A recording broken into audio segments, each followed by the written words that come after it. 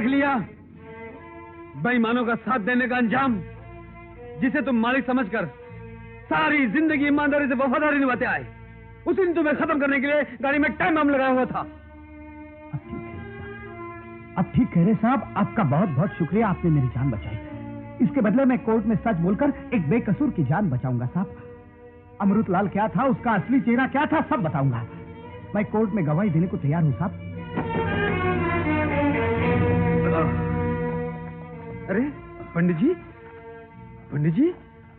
सुनील कपूर गुंडों को साथ लेके आया था, मुझे पीटा और संध्या को जबरदस्ती उठा के ले गया और धमकी देके गया है कि शामू को पुलिस के पास ले जाने के बजाय उसके हवाले कर दो, तभी वो संध्या को लौटा देगा, वरना।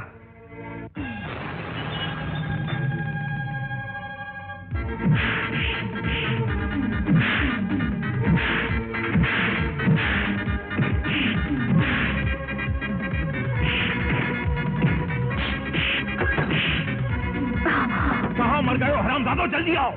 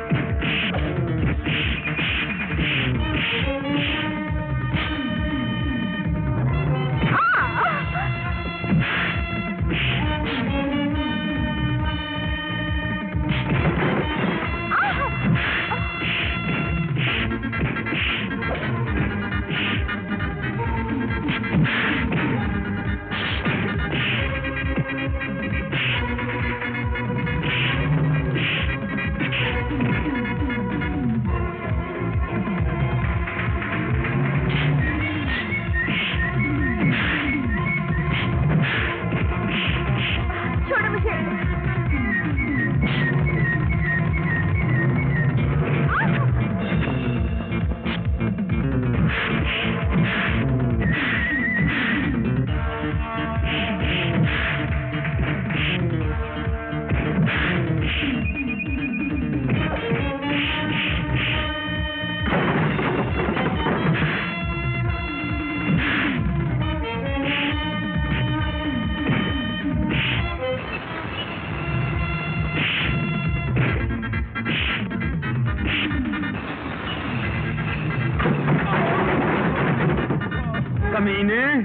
संध्या के माता पिता की हत्या में तेरा भी हाथ था।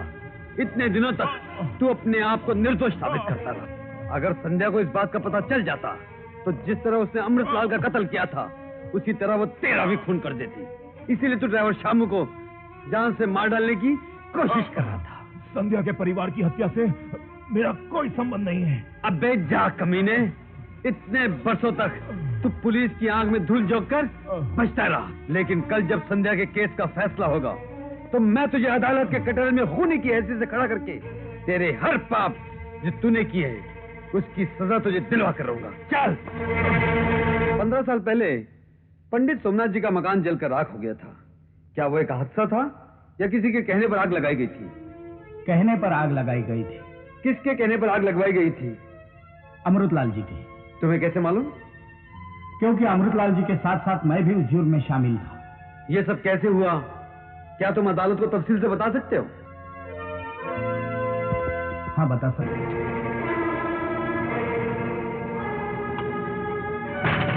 कौन है आप? ये क्या कर रहे हैं? कुछ नहीं। कल रात भगवान मेरे सपने में आए और कहने लगे मुझे ये हीरे मोती के जेवरात नहीं चाहिए, ये बोझ मुझसे उठाया नहीं जाता, इसीलिए वजन कम कर रहा हूँ। ऐसी बात थी तो मुझसे कहा होता। इस तरह रात को उतारने का क्या मतलब? चलो हटो यहाँ से, हटो, नहीं तो मैं शोर मचा के सारी बस्ती को इकट्ठा कर लूंगा।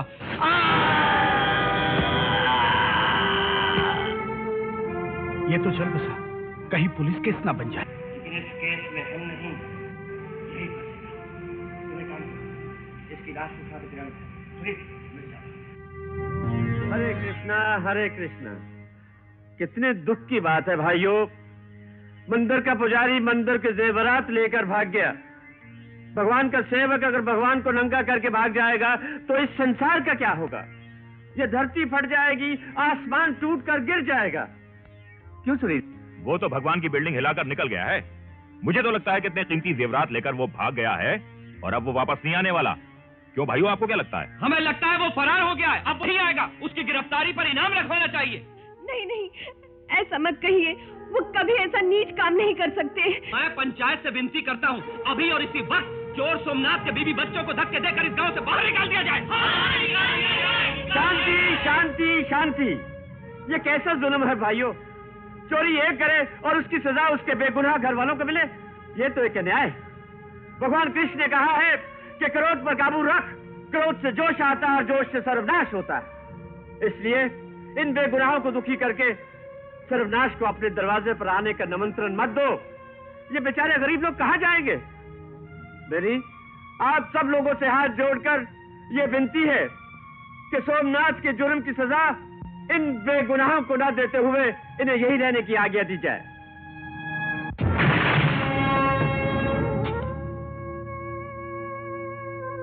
नमस्ते अमृतलाल जी, आप इतनी रात को, क्या बात है? चोर रात ही को चोरियां करते हैं, इसलिए चोर के घर जाना हो तो रात ही को जाना चाहिए।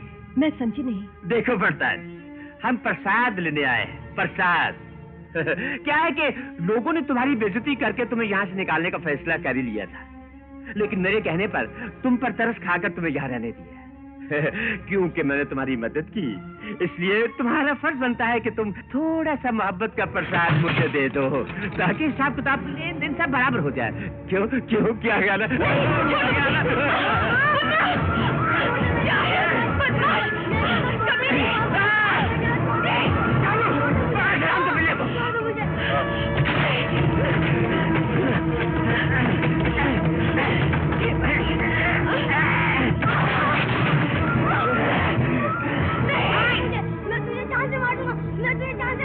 अबे तुम मुझे जान से मार डालेगा?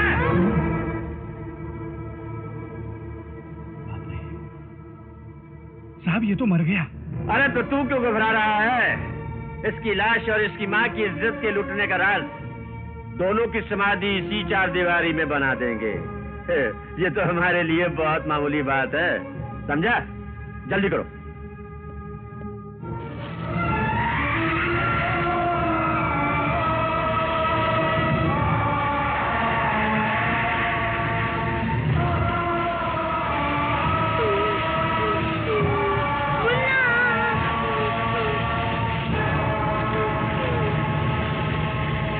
लेकिन कुछ दिनों बाद उन्हें पता चला कि एक गवाह अभी जिंदा है, यानी संध्या, जो कि पुजारी जी के पास है। तो अमृतलाल जी घबरा गए और फौरन उन्होंने मुझे भेजा कि जाके संध्या को ले आओ। लेकिन तब तक संध्या अपने मौसी के साथ उनके गांव जा चुकी थी और इस तरह वो कहानी वहीं खत्म हो गई। चलो, अगर मान भी लिया जाए कि तुम्हारी ये कहानी सच है, तो 15 साल तक तुमने इस सच को क्यों छुपाए रखा?